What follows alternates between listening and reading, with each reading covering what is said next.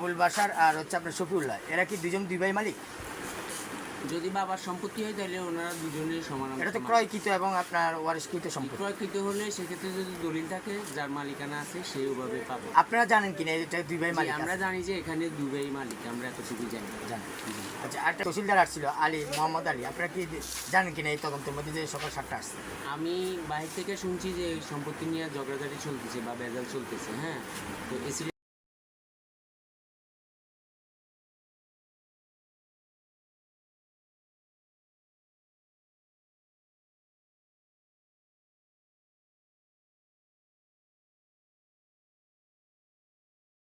যে দীর্ঘদিন থেকে যে একটা দোকান ঘর যে পড়ে আছে, এই দোকানের মালিকটা কারা?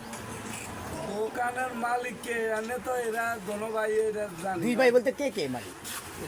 এটা এই দুই ভাইয়ের নাম জানেন কি আপনারা? আচ্ছা, এই দুই ভাই বলতে দুই ভাই কি মালিক? এনে জানি তো দুই ভাই মালিক, মানে এরা করতে পারে জানি তো।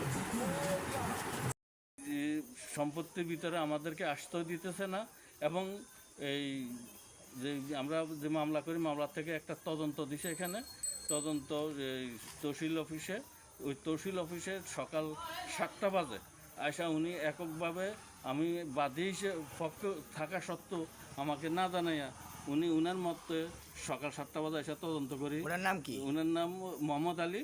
তো তারপরে উনি যখন আমাকে কোনো সাইড দেয় নাই, তখন আমি সাংবাদিক ভাইদের কাছে সম্মুখীন হই, এবং কি এই সম্পত্তি ফিরে পাওয়ার জন্য আমি আমার বিচারক ভাইদের কাছে এবং এই ইয়ার কাছে, এই বিচারক ভাইদের কাছে আকুল আবেদন করতেছি, আমি এবং আমার বোন সহ আমাদের এই সম্পত্তি যাতে আমরা ফিরে পাই, তার জন্য আমি আপনাদের কাছে সহযোগিতা চাইতেছি।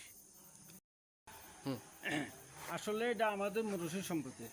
আমরা, আমার বাবা সহ এখানে মালিক আছে, ওরা মালিক আছে, কিন্তু এই মামলার এই জায়গাটা নিয়ে একটা মামলা হয়। মামলার মনে করেন তদন্ত তহসিল সাহেবকে দেয়, মোহাম্মদ আলীকে দেওয়ার পরে উনি আসলে তদন্ত করতে আসছে যে সকাল 7টা, তখন কোনো মানুষ গরু ছিল না। উনি তদন্ত করে আসে যে আমাদের যে দোকানটা ছিল, দোকানটা বন্ধ ছিল, এবং কি এসকারাবের দোকান, আর পিছনের যে সম্পদগুলো সেগুলো আমাদের খালি পড়ে রয়েছে। তো আসলে মনে করেন এখন ওই ওনার যে বিবেদীর যে দোকানটা, সেটার মধ্যে ভাড়াটি আছে, তারা ফজর নামাজ পড়তে আসি, তারা দোকান খুলছে, তারা চা বেলছে, তখনই উনি মনে করেন তার থেকে বক্তব্য নিয়ে চলে গেছে। এই কথা আমরা খবর পাই যখন আমরা আবার ওনার কাছে জিজ্ঞাসাবাদ করতে গেছি, সাথে সাথে যাওয়ার পর উনি ডাইরেক্ট আমাদের সাথে মনে করেন আচরণ ভালো বলে নাই। উনি বলছে যে আপনাদেরকে পাই নাই, এবং কি যারা পাইছি তার নামে আমরা মনে করেন রিপোর্ট দিয়ে দিব, এই আর কি। এখন আমরা নিরুপায় হয়ে, উনি কি কোনো আপনাদেরকে কোনো নোটিশ করছে কিনা? না, কোনো নোটিশও করে নাই।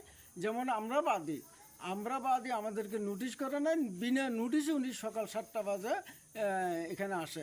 তখন এখন আমরা কি করব, নিরুপায় হয়ে আমরা যখন বিচার আচার পাই নাই, তখন আমরা সাংবাদিক ভাইদেরকে ডাকে একটা সাংবাদিক সম্মেলন করি। ওই এখন ওনাদের মাধ্যমে আমরা আইনগতভাবে কাগজের আলোকে আমরা মনে করেন আমরা একটা বিচারের আকুল আবেদন এই